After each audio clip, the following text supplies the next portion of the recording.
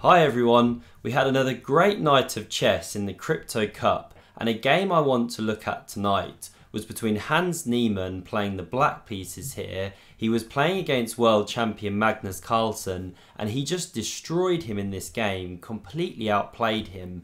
Now Carlsen won the match 3-0 in the end, or 3-1, but still the manner in which this game was won was just awesome and really instructive. So let's see what happened. Magnus goes e4. We had c5, knight f3, knight c6, and now Magnus goes for bishop b5, the so-called Rossolimo variation of the Sicilian defence.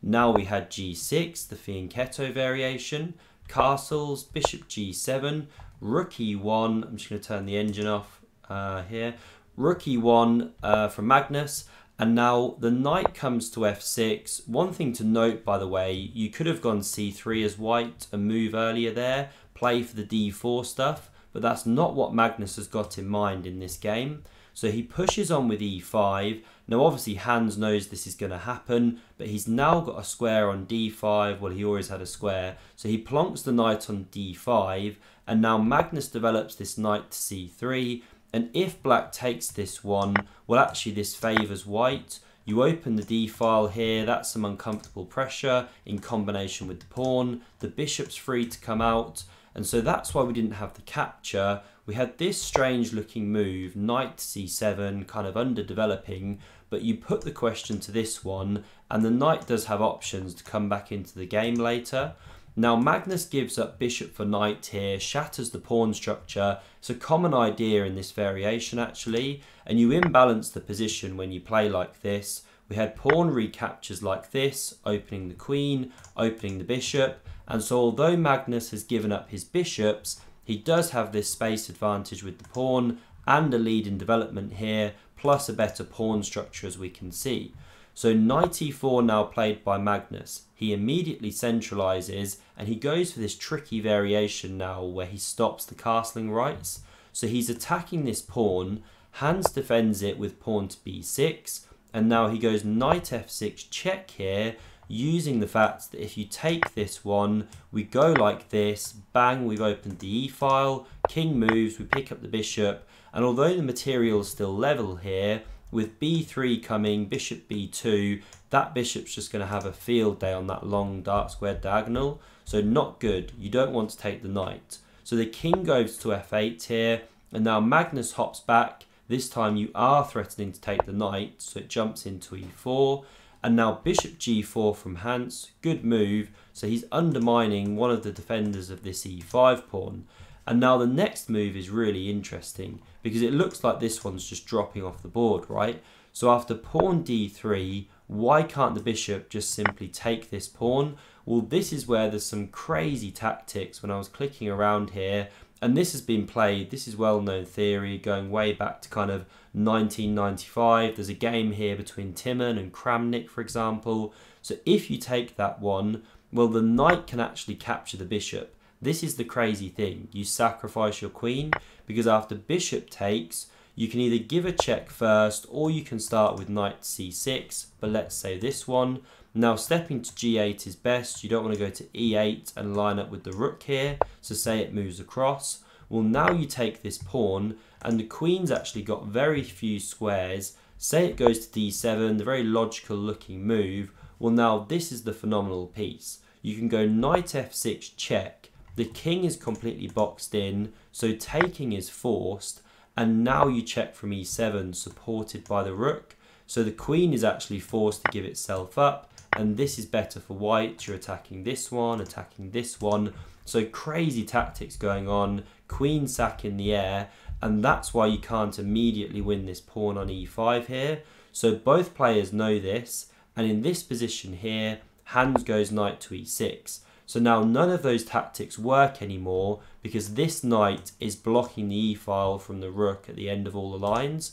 So now the pawn really is on prise. And so that's why Magnus pushes this knight into g5 now. He opens up the rook to protect the pawn. We had an exchange here, the bishop recaptured, and now the queen centralized on d5, putting more pressure on this knight. And so Magnus goes rook e4. Really nice interception. He stops the attack, and he attacks this bishop here.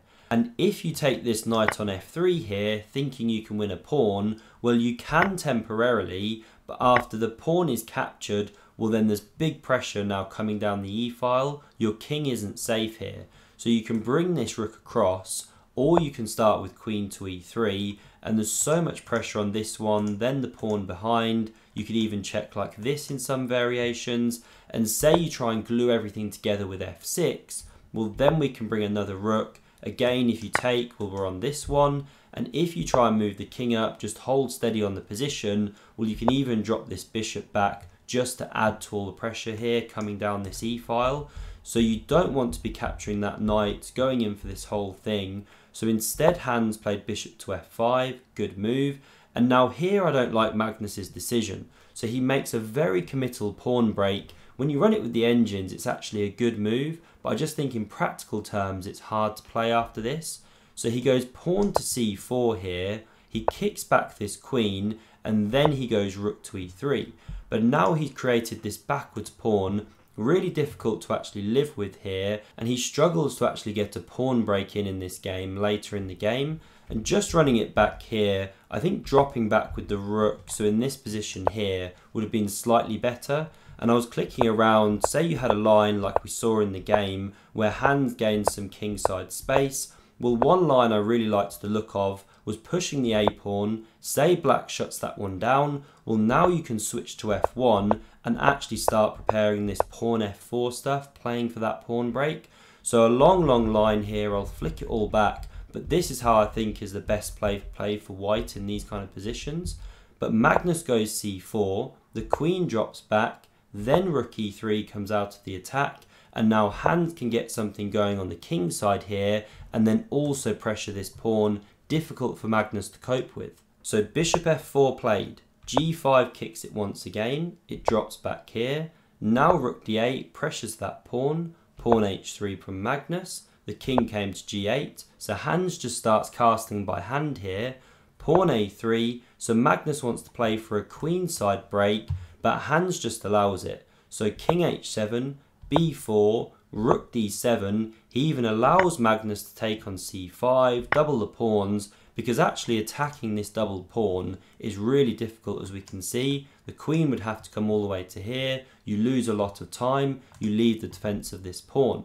So queen b3 played, the rook now doubled on the file, this rook came across, queen g6 added more pressure to the pawn, and so Magnus is now just so tied down. One move I really like here that he could have played, which the computer finds Magnus potentially would have in a classical game, is pawn to e6. So you give a whole pawn but clear this square, and now after knight e5, forking queen and rook, this one's forced, bishop recaptures. So for the sake of a pawn, at least you've opened up your pieces and you've got an opposite coloured bishop's endgame. But black's still better, of course, but that would have been a nice try. But knight to e1 was played, covering this pawn, but now h5 can come, kicks on, Magnus drops back, and you might be thinking, well, what's going on with that? But he's setting a trap here. So if you dive in now and win this pawn, then after everything gets exchanged off, well, now this g5 pawn is weak since you pushed h5. So after takes here with check, which white could do, then if you take with the queen, we pick up here with check, no good. If you drop the king back here, well, okay, it's a messy position. Magnus would have tactics going on here, anyone's game.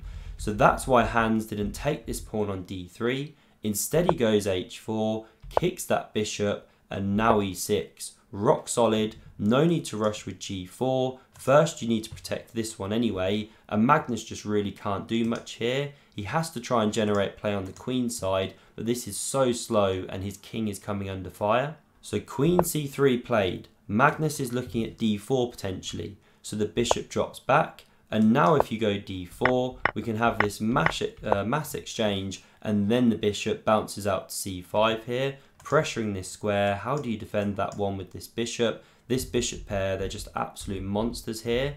So d4 can't be played, knight e1 went back, very miserable move. Now we had g4, the knight's no longer on this pawn, and the position's just getting ripped to shreds here.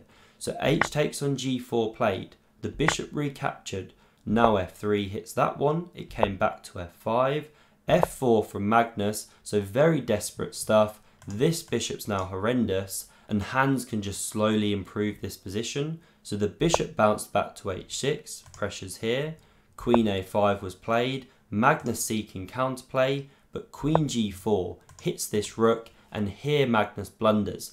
Now the best move is rook to d2 here, but then you can just slowly apply the pressure. There's even this nice idea of swinging a rook down to b1. Say Magnus took here, rook b1, you can even take a second pawn. It's quite beautiful how you can mop up the whole queen side, but your king is now getting cut to shreds, something like this, and white's not long for this world here. After we crash through on this pawn, this knight is pinned, etc. So coming back here, rook d2 was best, but black's still a lot better. But after rook f3 to block this line of attack, well, now we have a tactic. Can you spot it? If you want to pause, look for the best move in the position here. So this is where Hans played bishop to e4, taking advantage of this pin, because then you pick up the rook here. So the rook's attacked. If you drop back to f2 to cover the mate, well, now you lose your rook on d1. So instead we had the queen takes here, Hans picks up the exchange, knight recaptures, and now you can take here, whoops, on d3, good move, but you can also play this one, another excellent move. The queen drops back, covers the checkmate, now Hans crashes through here. So Magnus takes, rook recaptures, the knight comes back to e1, rook takes on a3, the whole thing's collapsing, and queen b2, rook e3, king f2, and bishop takes on f4. These were the final moves of the game. Here in this position, Hans resigned. The whole thing's just completely collapsing here. These ones soon exchange off. Then there's the king hunt on. So I hope you enjoyed this game. If you want to see another amazing game played yesterday by Alireza Firouzja, click here. Thanks very much for watching, and I'll see you soon.